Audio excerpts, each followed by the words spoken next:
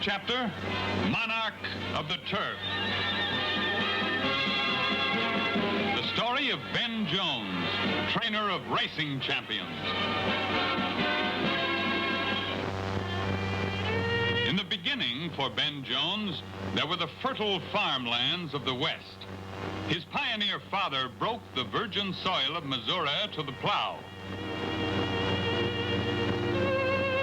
Jones Sr. was a prosperous cattleman by 1882, the year Ben was born. Young Ben could ride before he could read. The boy literally grew up in the saddle. While he was still in his teens, the horse-crazy kid mapped out his future. No college education for him. You didn't need a degree to race horses. County fairs were the scenes of Ben Jones' first horse racing efforts. It was against his father's wishes, and there wasn't much money in it, but it was the kind of life Ben loved. For years on the pumpkin circuit, he raced his horses. In 1903, Ben Jones began breeding horses on his own stock farm, although his father still disapproved. But Ben was making money. His horse sales were well attended by Western racing men. He had become a shrewd judge of horse flesh, keeping the good colts, selling the second-raters. Then, in 1932, economic depression. Only a few colts sold. Ben had to look for a job. At Wolford Farm, an important racing stable, Ben became head trainer. The owners bet heavily on their horses, and it was Ben's job to breed thoroughbreds that could win. Over the years, he developed dozens of horses, looking for one with class enough to win the Kentucky Derby. Finally, he found one that seemed promising, a horse named Lauren. Jones took Lauren to the Kentucky Derby of 1938. The fans made Lauren an underdog. Eddie Arcaro, a famous jockey, agreed to ride him only because Ben had sworn that Lauren could win.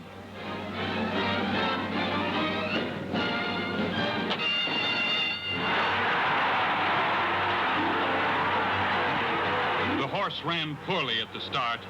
He had sore feet, and the special shoes Ben had provided didn't seem to help. Ben's months of labor and the money bet on Lauren seemed lost.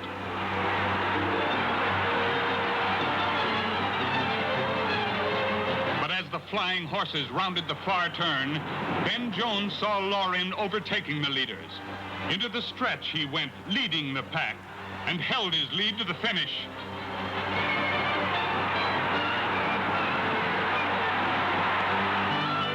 Lauren had brought Jones his first Derby triumph. The result? Warren Wright, owner of Calumet Farm, made Ben his head trainer. Calumet Farm, one of America's greatest racing stables.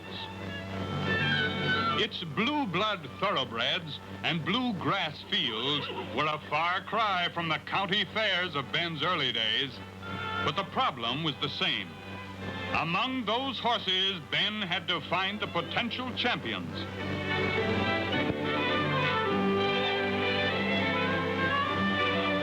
One morning at the training track, Ben noticed a bushy-tailed horse named Whirlaway. Whirly had lightning speed. Ben had never clocked a horse so fast. From that day on, little Bushy-Tail was marked for immortality.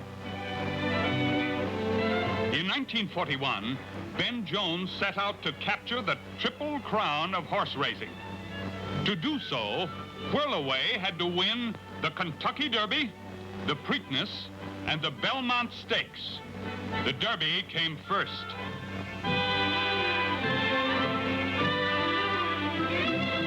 Whirlaway won the Derby with ease, setting a new track record. Next, he took the Preakness, leaving the field far behind.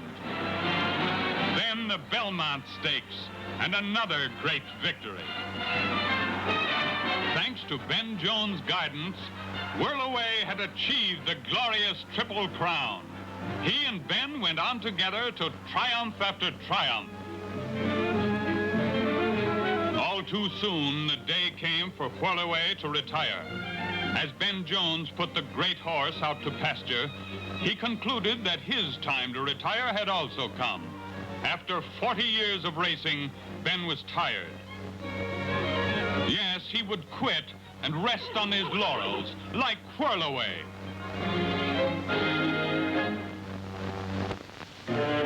Ben Jones didn't carry out his decision to retire from racing. The reason? At Calumet Farm was a horse named Pensive, fast enough to win the 1944 Kentucky Derby.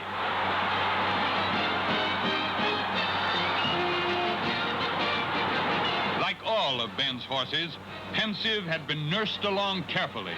He was at the peak of his form on Derby Day. But as the galloping pack came into the back stretch, Ben was anxious. No need to worry. With a burst of speed, Pensive led the way to the finish. That third Derby win made Ben Jones one of racing's greatest trainers. Owner Warren Wright urged him not to retire, and Ben went back to Calumet Farm. It was a horse that decided Ben to go on racing, a beautiful filly called Twilight Tear. That filly became the horse of the year under Ben's management. He was indispensable. His horses won huge sums of money. In 1944, $601,000. In 1946, $564,000. In 1947, $1,402,000. That year, Ben was made manager at Calumet Farm. His son Jimmy became trainer. No more talk of retiring, not with a horse named Citation to be guided to greatness. Jimmy and Ben lavished all their skill and care on the training of Citation. If handled correctly, Citation could become one of the greatest racing thoroughbreds of all time. He was groomed to perfection for the Kentucky Derby of 1948. But Citation had a challenger, another Calumet Farm horse called Coal Town. Jimmy Jones, watching Coal Town run, found it hard to choose between the two. Coal Town's speed was remarkable. Coal Town or Citation, which should go to the Derby? It was decided to send both and let the best horse win. Derby Day, the thrill of the Turf Classic, was spiced higher by word that Calumet Farm had entered two outstanding horses.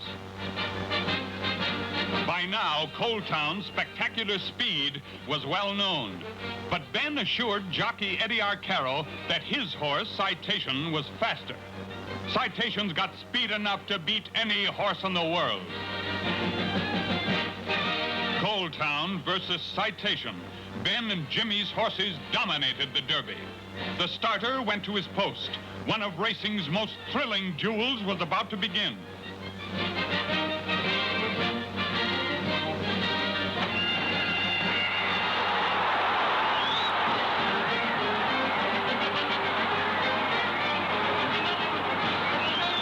Passing the grandstand, Coal Town went out in front, running away from Citation. Eddie Arcaro was worried. Coal Town was literally burning up the track. Could Citation overcome that ever-increasing lead?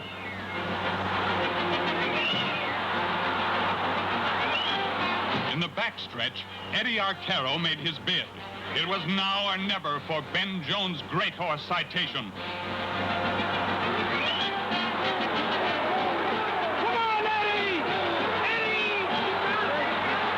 Citation passed Coal Town with the rush of a locomotive and won by 3 lengths.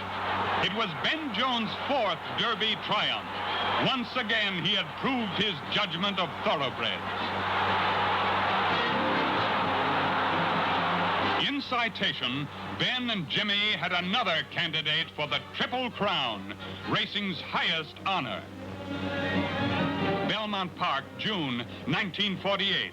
Citation went to the post for the Belmont Stakes, the third leg of the Triple Crown.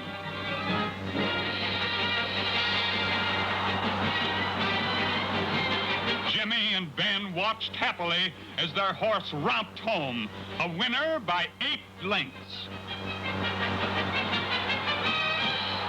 That victory gave Ben Jones his second Triple Crown. Jimmy Jones and jockey Eddie Arcaro shared in the fame. Then, on to the Pimlico Special. By that time, Citation was so feared that no other horse was entered against him. He became the second horse in history to run that race alone.